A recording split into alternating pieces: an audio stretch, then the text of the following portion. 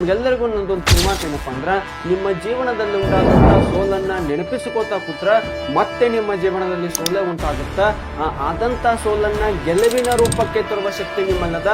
ಅದನ್ನೇ ಸ್ಫೂರ್ತಿಯನ್ನಾಗಿ ತೆಗೆದುಕೊಂಡು ಗೆಲುವಿನ ಕಡೆ ಹೆಜ್ಜೆ ಹಾಕ್ರಿ. ನೋಡ್ರಿ, ಕೇಂದ್ರ ಸರ್ಕಾರದ ಹಲವಾರು ಪರೀಕ್ಷೆಗಳಲ್ಲಿ ಇತಿಹಾಸಕ್ಕೆ ಸಂಬಂಧಪಟ್ಟಂತಹ ಪ್ರಶ್ನೆಗಳನ್ನ ಬಹಳಷ್ಟು ಡೀಪ್ ಲೆವೆಲ್ ಅಲ್ಲಿ ಕೇಳಿರ್ತಾನ.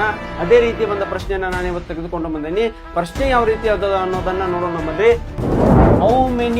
How many granaries were discovered in Harappa. ನೋಡ್ರಿ, ಹರಪ್ಪದಲ್ಲಿ ಎಷ್ಟು ಧಾನ್ಯ ಸಂಗ್ರಹಾಲಯಗಳನ್ನ ಪತ್ತೆ ಹಚ್ಚಲಾಗಿದೆ, ಪತ್ತೆಯಾಗಿವೆ ಅಂತ ಕೇಳ್ಯಾರ. ಆಪ್ಷನ್ ಗಳನ್ನ ನೋಡ್ರಿ, 10, 4, 8, 6.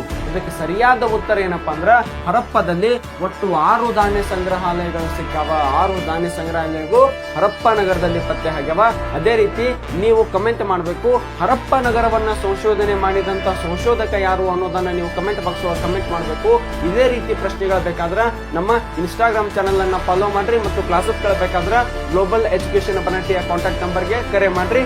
ಜೈ ಹಿಂದ್.